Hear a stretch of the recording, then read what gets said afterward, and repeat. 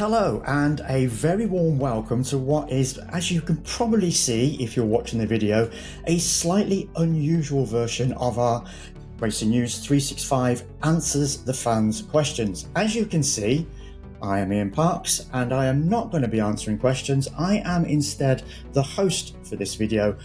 Nick Golding, your regular host, is having a well-earned break. He's sunning himself right now in a Turkish beach somewhere, probably with a beer in hand, at least I hope so. Nick was absolutely warned by me that he was not to enter any of our WhatsApp groups or our Slack channels. He had to take a complete break off. Just to add as well, this is the second time that we are recording this fan questions video, basically because myself, Sam and Nick actually did the fan questions on Monday, which is the day I was travelling back from the Italian Grand Prix. Unfortunately, I did that video in Frankfurt Airport and the sound quality was so poor. Well, here we are with myself, Ian Parks, as the host, and as always, 2023 Young Journalist of the Year, Samuel Coop. Thank you. Peace out, as always, Sam. How are you, pal? Yes, very well, thank you. Intrigued to see how this goes, because you know when you lose a piece of work or you have to redo a piece of work, you never feel like it's quite as good as it the first time. So I'm hoping my answers kind of live up to kind of roughly where they were when we first recorded it. But yeah, all well other than that. Thank you. How are you? And I have to say, I do find myself in the rather unusual position of sitting in the middle here and doing the hosting and a very special guest star. Doesn't appear too often, but it is the one, the only, everybody's favourite Irishman, Fergal Walsh, one of our Racing News 365 writing team. How's things, Fergal? Yeah, very well, thank you. I think the whole issue of things going wrong the first time was just an excuse to get me back on the channel again. Exactly. So, you made such a wonderful impression, my friend, that we've brought you back. We had to have you back on. Yeah, glad to be here. Good man. So let's get into answering those fan questions, and thank you ever so much for sending them across. We do appreciate them, as I'm sure you can also appreciate. We can only handle a certain set number of questions at any one time, so we've picked what we thought were 5 really good ones. And the first one comes up from Nola Girl 325. Thank you ever so much, Nola Girl. And the question is to you, Fergal. What are the chances, do you feel now, of Max winning this season's F1 driver's title following his victory in the Italian Grand Prix on Sunday? Yeah, well, I mean, to put it bluntly, very little. I still think there's very little hope. It was great to see a little bit of, injected competition that we haven't really seen this year. It's often been, the McLaren 1-2. Red Bull, showed up with, a couple of upgrades, changes to the floor that they hoped would improve the aero balance. And obviously, things worked. They not only won the race, but they completely dominated. I mean, Max's win of 19 seconds, or just over 19 seconds, was the biggest win margin we've seen so far this year. By quite a stretch, and I don't think anyone was predicting that coming into the weekend. Yeah. But was it a one-off? It's hard to tell. I think we have Baku coming up next, and I would expect Red Bull, based on their performance in Italy, to go well once again in Baku. But then we get into tracks like Singapore, where they might struggle a bit more, where in those low medium corners where McLaren are really, really strong. They'll probably come into their own a little bit more. But it was good to see something different. But I mean, Max is 94 points behind. I actually seen a graphic when adjusting for points in over F1 history. The biggest margin that was overthrown to become a champion was James Hunt in 1976. I think it was something like 97 points in today's point scoring system. Okay. Obviously, Niki Lauda had to miss a couple of races for that to happen, but I just don't see Max overthrowing that deficit, given how strong McLaren have been consistently throughout this year. Yeah, that's the defining point, isn't it? It's the fact that they've just been so dominant, so reliable. Obviously, apart from that issue that Lando had at the Dutch Grand Prix, but it is 94 points. Mathematics do dictate. Yes, we've got 8 Grand Prix, that's 200 points available there. A couple of sprints, that's another 16 points for both of those. That's 216 points. So mathematically, Nola Girl, it is still possible. Realistically, we don't think we can expect it in all. Yeah, we'll do that. Just that thumb and forefinger thing. Just that little bit of a gap, but you never know. Stranger things have happened. Thank you ever so much anyway, Nola Girl, for your question. Hope you like the answer. Sam, over to you. And the question this time around comes from, strange name, Puzz Pie Cos. I hope I've got that right. And the question is, we saw at Monza some very unusual trophies handed out to the top 3 drivers. Could you explain what they are supposed to represent? They were quite stunning, it has to be said, though. They were very distinctive. So this makes for a very good question, because in the lead up to the weekend, there was a lot of fanfare around these trophies, and they did certainly set tails wagging. And unfortunately, that is the second time I've made that joke, because we are recording the video again. So you do remember that joke well from the first time around. So well done. Was thoroughly unimpressed when I first made it. But there is reason why I have made that joke, because there is an animal theme inspiration behind this trophy.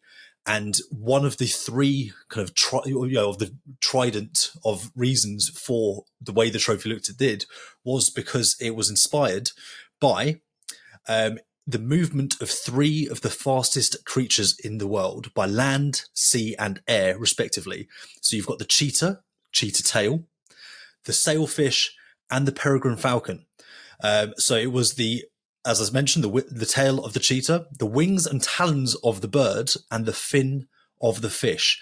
Now, little known fact, the Italian Grand Prix trophies have been designed by an artist since 2021, and this year it was the turn of Nico Vasilleri, who came up with the inspiration. And they said that animals are an inexhaustible source of inspiration, which is why they went down that route. I haven't been able to quite work out, looking at the trophy, what the tail is meant to be. I'm assuming it's the kind of the main stalk of the trophy, but you can quite clearly see the talons and the wings, and also the fin of the fish when you look at it. And it was, a remarkable looking trophy. I also feel it was particularly apt as an inspiration and theme, given that the Italian Grand Prix was the fastest F1 race in history. Oh, good link. We like it. It was indeed fastest qualifying lap in history as well. Yeah. In terms of time compared to distance. But yes, you are right. It was good link. We like that. Well, anyway, thank you, Post by Cars, for that question. Hopefully that answers it as you were hoping. So anyway, moving swiftly on. Next one is for you, Fergal. And this comes from the Michael Lambert. Hello, Michael. Thank you for your question. Has Red Bull now finally figured out how to compete with McLaren this season, given what we saw from Max at Monza? Yeah, I go back to my other answer. It's going to be interesting to see what happens in the next few races, because there's a couple of things going on here. We have 8 races left. Obviously, McLaren have this title wrapped up, but Red Bull are still competing for second in the championship. That battle is so close right now. Are they going to throw more resources at building or developing that car? Probably not a lot, when you have such a huge regulation change coming next year. Everyone's going to be focused on that now to make sure they start that new era on top. But I think, looking at the picture of the season, what we've seen so far, McLaren have been always there. Not even if they haven't been able to win, they've been second or third, barred Canada. That was the one exception this year. But they've been consistently solid throughout, and Red Bull have been popping up here and there, but they have not been a consistent threat. And Baku, could be a chance, but I don't see it happening. I think McLaren is just in a position where it's so strong right now. It's just they're strong everywhere. They can beat Red Bull in pretty much all areas.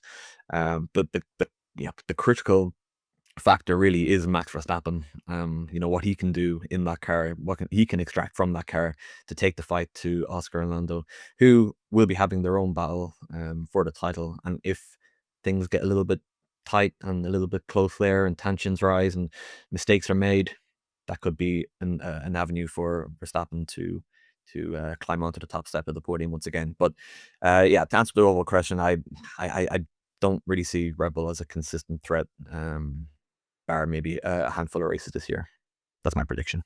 I think one of the key elements for me that emerged across the Italian Grand Prix weekend, and as you guys know, I was there at Monza, was that Pierre Vacher informed us that the new floor that was on the car, which clearly had an impact across that weekend, actually delivered more than was expected, more than they were anticipating. And that was primarily because it had the aero grip and the balance, or it allowed the RB21 to have a good amount of aero grip and balance that had been primarily been missing off that car this season, and was primarily what they were trying to discover and add to it.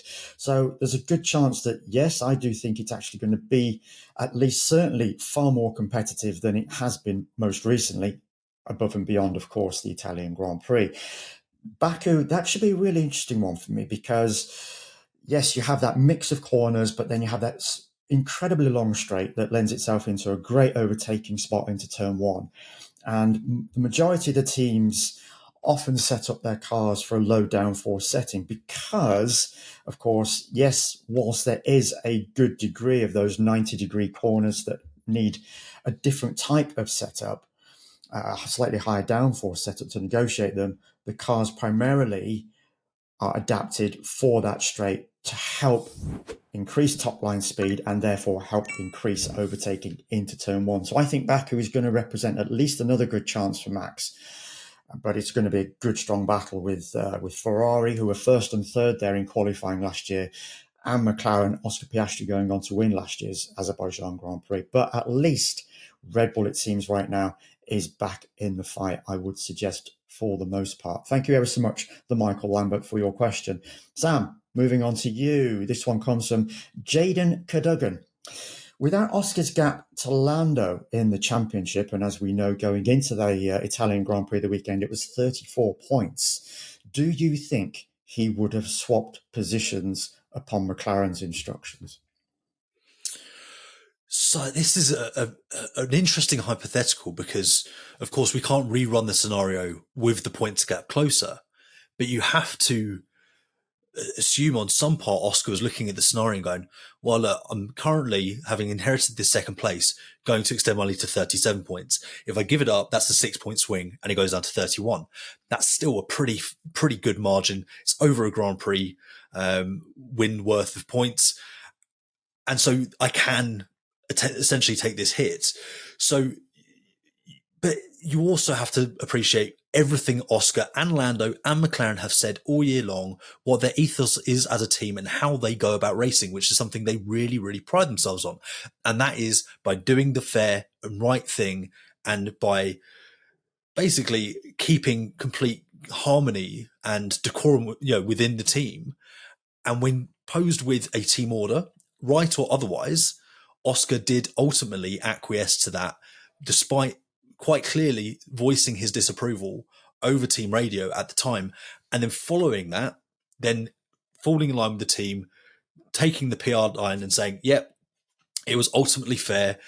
It was the right thing to do.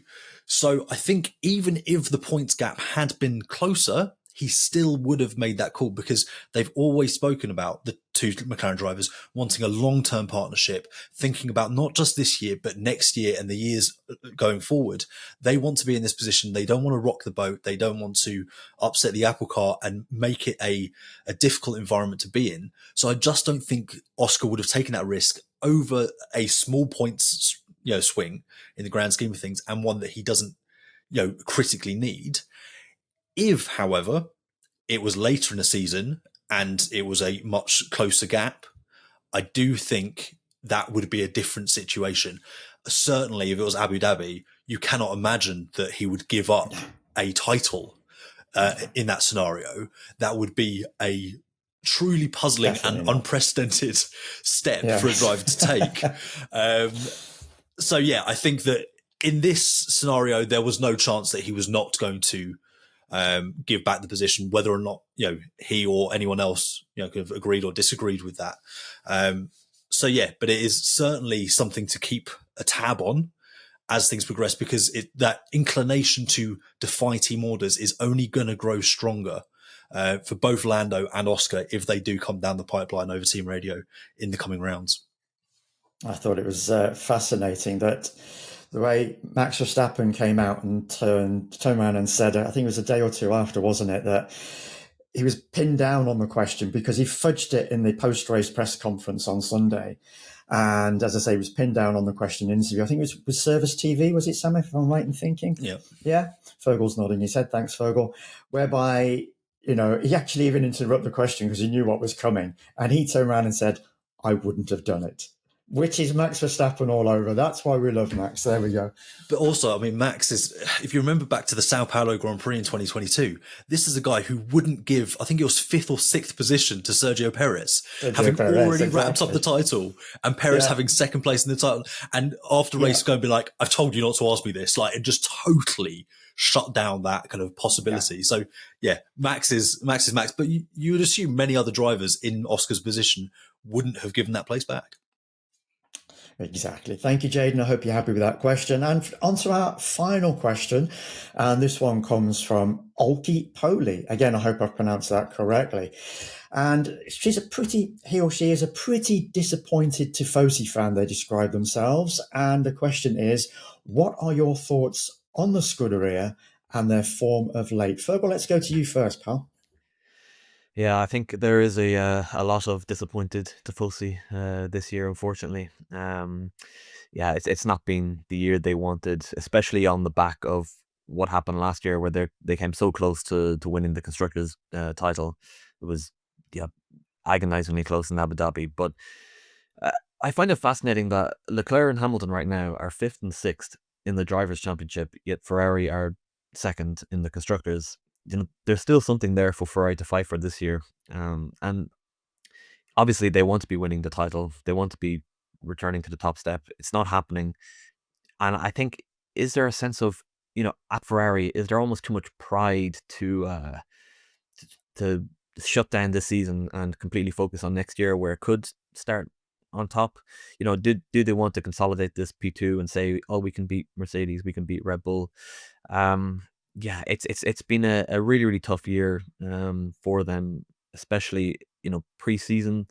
There was so much hype with Lewis coming in. That Lewis-Charles partnership was dynamite, really. It was a really, really headline partnership.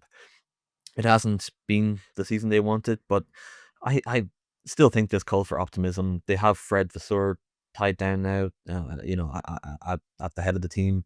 He's, I think, a very capable team leader. He's shown that multiple times.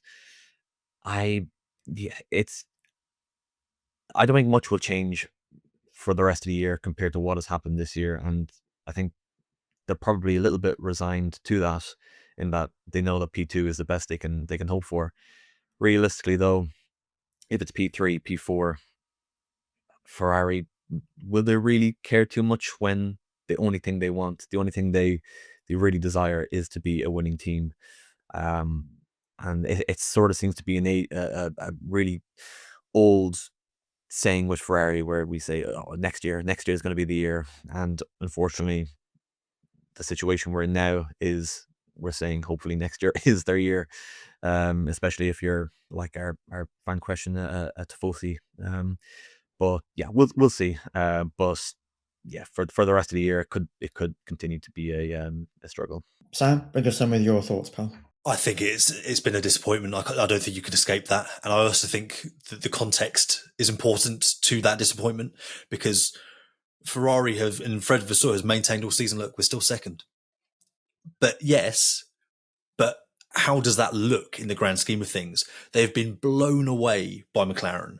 And when you put that next to how painfully close they got to winning that Constructors' Championship last year, just 14 points in it, this season has fallen so far short of expectation. As Fergal pointed out, there was so much, kind of hype and anticipation surrounding, Lewis joining Ferrari, and that, kind of that trident that they have of Fred, Charles, and Lewis now leading that team is a really strong and formidable kind of lineup, as it were. So the context is really important there.